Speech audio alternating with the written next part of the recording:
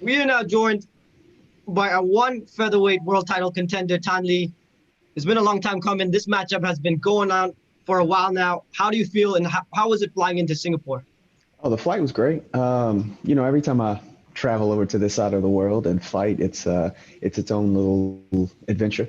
So it's a lot of fun. I try to keep it lighthearted and kind of go with the punches, and it's always fun for me, my team, and yeah, everything coming over here was great.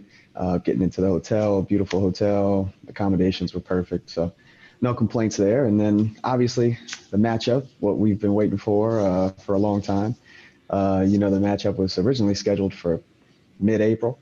That got pushed back due to everything that was going on in the world today. And thankfully, we're here now and kind of all have come to this point and ready to put hands on somebody. That's going to be an exciting one, man. We have a question here from MMA Heroics, and their question is, this is a fight you have been campaigning for some time now. Now that it's here, what can we look forward to? Oh, you're going to see me, the best Tan Lee possible. I've been preparing for this fight since I joined one championship, since I signed on the dotted line. I knew that eventually we would get here. I didn't know how many fights it would take or how many up and downs it would take, but it's been a relatively successful run. 3 fights, 3 kind of quick knockouts.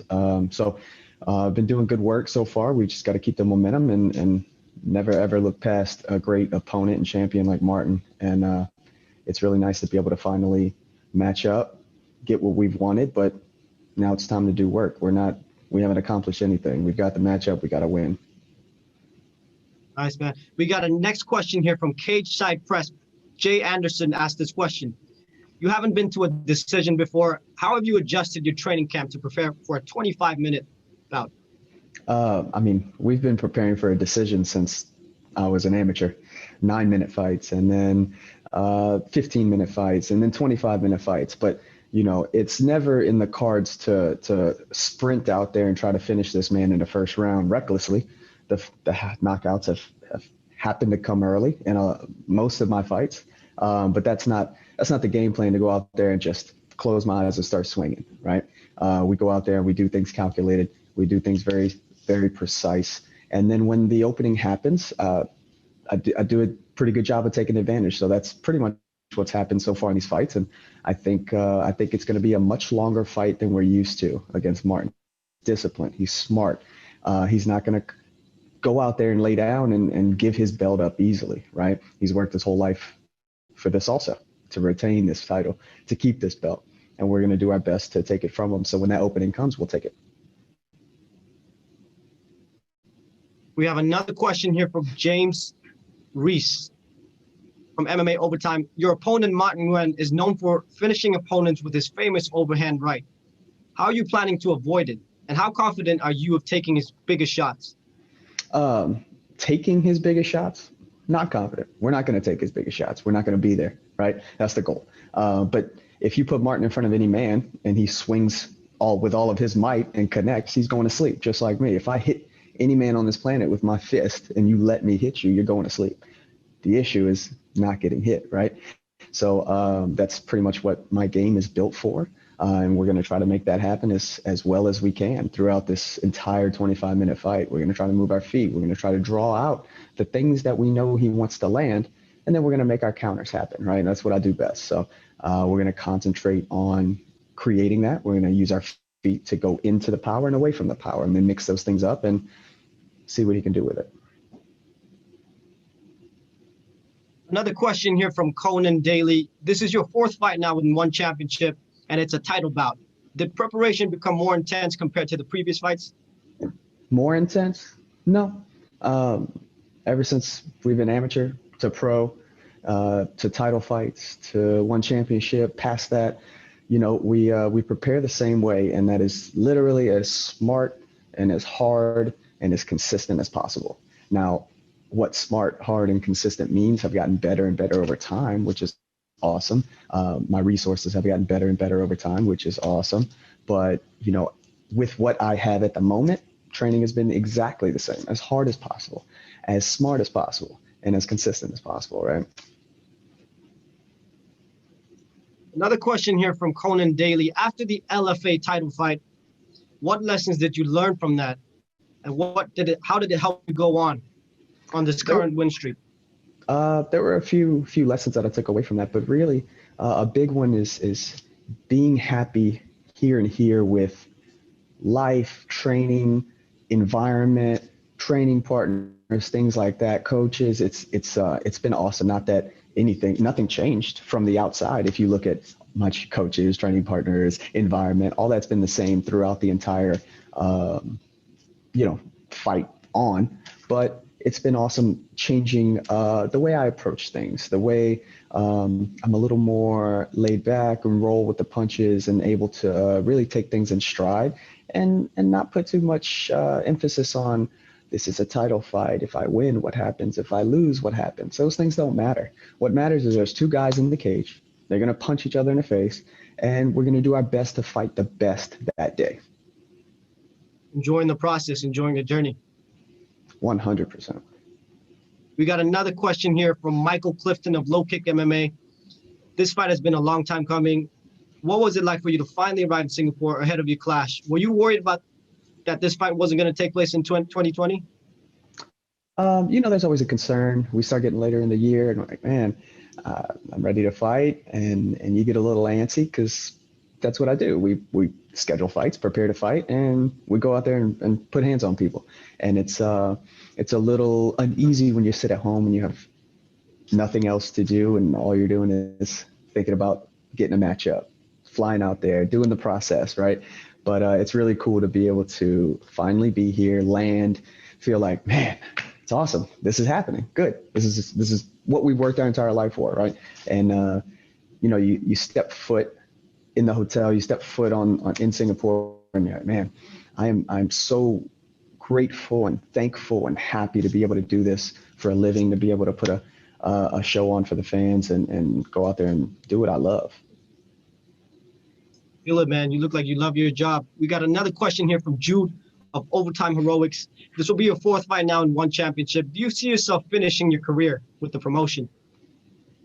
Who knows? I do. I see that, but who knows what comes, right? I've laid out some plans throughout my career that have played out well and haven't played out in my favor. So again, we go back to being able to roll with the punches, being able to take things in stride. But I feel like with the energy that we give and the energy that we keep within ourselves and our family and our friends and our circles, that good things come if we continue to prepare and do things the right way, without end goals in sight, without only money or belts on our mind, and I think things play out really well that way. So we'll see what happens. But yeah, I'm so happy with one and the way I'm treated, the way fighters are treated, the way the promotion handles everything. I couldn't be happier. I'll tell you that.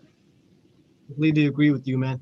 We have another question here now from Conan Daly. You and Martin are both Vietnamese. Can you tell us more about your Vietnamese background and what do you think of Martin Nguyen as a fighter?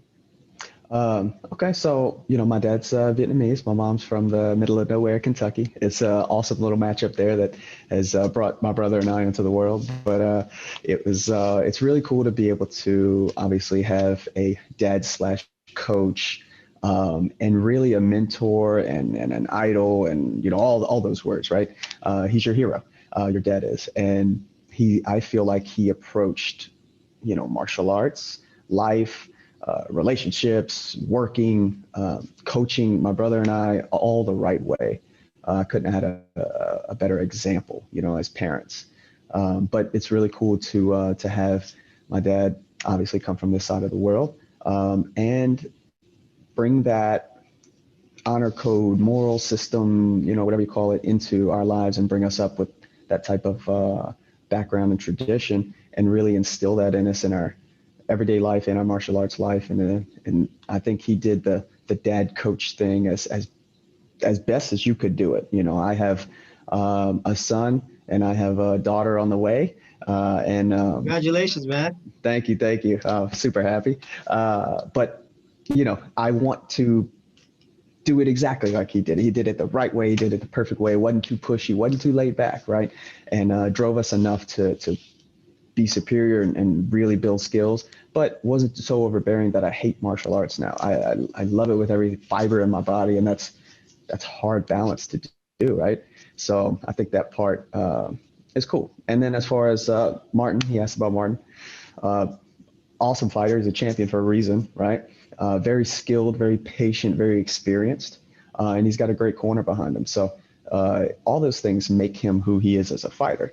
And we're trying to understand that. We're trying to figure him out as a fighter and a man to see what we're going to get out of him in the cage. Those guys are smart. They're going to mix it up. They're going to change game plans up. They're going to adjust mid-fight. I think our adjustments are going to be better. I think our adjustments are going to be smarter. And I think I'm going to be more opportunistic. And I think that's what's going to get us the W. And that's really going to be an incredible matchup. We got another question here from Overtime Heroics MMA. You have been a featherweight for much of your career, and you are a big, big boy.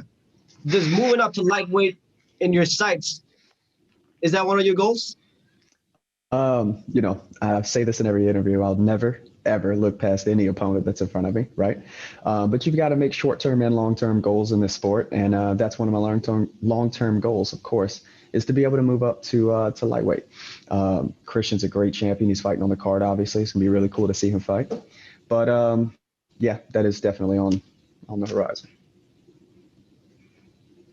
One more here. Between your one debut and now, how much do you think you have improved?